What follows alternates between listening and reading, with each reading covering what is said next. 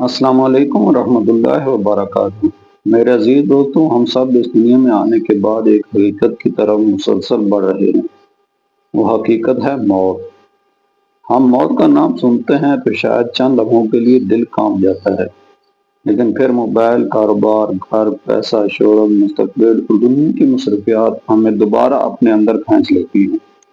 ہم منصوبے بناتے ہیں، کل کیا کرنا ہے، اگلے مہینے کیا کرنا یا کہاں جانا ہے، اگلے سال کیا خریدنا ہے، لیکن ایک سوال ہم اکثر بھول جاتے ہیں: اگر کل ہماری زندگی ہی ختم ہو گئی تو؟ اللہ تعالیٰ قرآن مجید میں فرماتے ہیں، ہر جان کو موت کا مزہ چکھنا ہے۔ یہ آیت صرف بوڑھے لوگوں کے لیے نہیں، یہ بیمار لوگوں کے لیے نہیں، یہ صرف کمزور لوگوں کے لیے نہیں، بلکہ ہر اس انسان کے لیے ہے، نوجوان بھی، بوڑھے بھی، امیر بھی، غریب بھی، صحت مند بھی، بیمار بھی۔ موت کسی عمر کا انتظار نہیں کرتی۔ میرے بھائیوں اور بہنوں، ہم میں سے کوئی شخص یہ نہیں بتا سکتا کہ اس کی موت کب آئے گی۔ قرآن مجید میں اللہ تعالیٰ فرماتے ہیں، اور کوئی جان نہیں جانتی کہ وہ کل کیا کمائے گی، اور کوئی جان نہیں جانتی کہ وہ کس زمین میں مرے گی۔ غور کیجئے، انسان موسم کا اندازہ لگا سکتا ہے، کاروبار کا اندازہ لگا سکتا ہے، اپنے مستقبل کے منصوبے بنا سکتا ہے، لیکن اپنی موت کی جگہ اور وقت نہیں جانتا۔ اس لیے موت کی تیاری کو کل پر چھوڑ دینا خطرناک ہے۔ ہم کہتے ہیں، ابھی تو عمر پڑی ہے، بعد میں نماز شروع کریں گے، بعد میں توبہ کریں گے، بعد میں قرآن پڑھیں گے، لیکن موت کے فرشتے کے آنے کے بعد میں کا دروازہ بند ہو جاتا ہے۔ ہم موت کو ہمیشہ بڑھاپے سے جوڑتے ہیں، لیکن حقیقت یہ ہے کہ موت کسی بھی وقت آ سکتی ہے۔ اللہ تعالیٰ فرماتے ہیں، اور کسی جان کو یہ اختیار نہیں کہ وہ اللہ کے حکم کے بغیر مر جائے۔ موت کا وقت مقرر لکھا ہوا ہے۔ کبھی انسان صبح گھر سے نکلتا ہے اور اسے یقین ہوتا ہے کہ شام کو واپس آ جائے گا، لیکن شام کا سورج کسی اور کے لیے طلوع ہوتا ہے۔ کبھی انسان اپنے گھر والوں سے کہتا ہے، میں تھوڑی دیر میں واپس آتا ہوں، اور پھر وہ واپس نہیں آتا۔ اس لیے عقل مند انسان موت کے وقت کا انتظار نہیں کرتا، وہ موت سے پہلے اللہ کی طرف واپس آتا ہے۔ لوگ بعض اوقات کہتے ہیں، فلاں شخص بیمار ہے، اب اس کی موت قریب ہے، لیکن ہم ایسا یقین سے نہیں کہہ سکتے، کیونکہ کتنے ہی لوگ شدید بیماری سے صحت یاب ہو جاتے ہیں، اور کتنے ہی صحت مند لوگ اچانک دنیا سے چلے جاتے ہیں۔ اسی لیے کسی شخص کی بیماری کو اس کی موت کی یقینی نشانی قرار دینا درست نہیں۔ اسی طرح جسم میں کوئی خاص تبدیلی، خواب، پرندے کی آواز، گھر میں عجیب واقعہ یا کوئی غیر معمولی احساس، ان میں سے کسی کو قرآن اور صحیح حدیث نے موت کی قطعی نشانی قرار نہیں دیا۔ مسلمان کا عقیدہ یہ ہے، غیب کا علم اللہ کے پاس ہے۔ میرے عزیز دوستو، موت کی سب سے بڑی تیاری یہ نہیں کہ ہم موت کی نشانیاں تلاش کرتے تھے، بلکہ یہ ہے کہ ہم اپنے اعمال کو دیکھیں۔ آج خود سے پوچھیں، کیا میری نماز درست ہے؟ کیا میں حرام سے بچ رہا ہوں؟ کیا میں والدین کے ساتھ اچھا سلوک کرتا ہوں؟ کیا میں کسی کا حق تو نہیں مار رہا؟ کیا میں کسی کو دھوکہ تو نہیں دے رہا؟ کیا میری زبان سے کسی کی عزت مجروح تو نہیں ہوتی؟ کیا میں اللہ سے سچی توبہ کر چکا ہوں؟ یہ سوال ہمیں موت سے پہلے سوچنے چاہیے، کیونکہ موت آنے کے بعد انسان کے پاس اعمال کا موقع نہیں رہے گا۔ موت کے وقت انسان دنیا کو پیچھے چھوڑ دیتا ہے۔ ذرا تصور کیجئے، ایک شخص ساری زندگی دولت جمع کرتا رہا، اس نے بڑا گھر بنایا، کاریں خریدی، بینک بیلنس بڑھایا، لوگوں میں اپنا مقام بنایا، لیکن جب موت آئی وہ سب کچھ وہی رہ گیا۔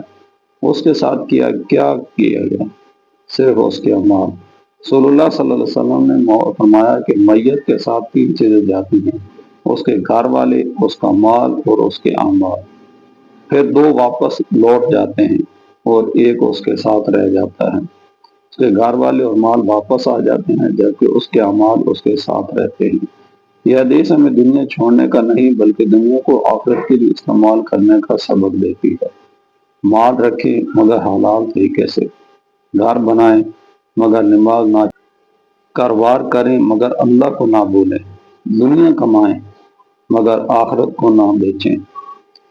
اللہ تعالیٰ قرآن میں فرماتے ہیں، یہاں تک کہ جب ان میں سے کسی کو موت آتی ہے تو وہ کہتا ہے، اے میرے رب مجھے واپس بھیج دے۔ وہ کہے گا، تاکہ میں اس دنیا میں نیک عمل کر سکوں جسے میں چھوڑ آیا ہوں، لیکن جواب ملے گا، ہرگز نہیں۔ ذرا اس منظر کو اپنے دل میں تصور کریں۔ وہ شخص واپس جانا چاہتا ہے، وہ نماز پڑھنا چاہتا ہے، وہ صدقہ کرنا چاہتا ہے، وہ والدین سے معافی مانگنا چاہتا ہے، وہ قرآن پڑھنا چاہتا ہے، وہ گناہ چھوڑنا چاہتا ہے، لیکن وقت ختم ہو چکا ہے۔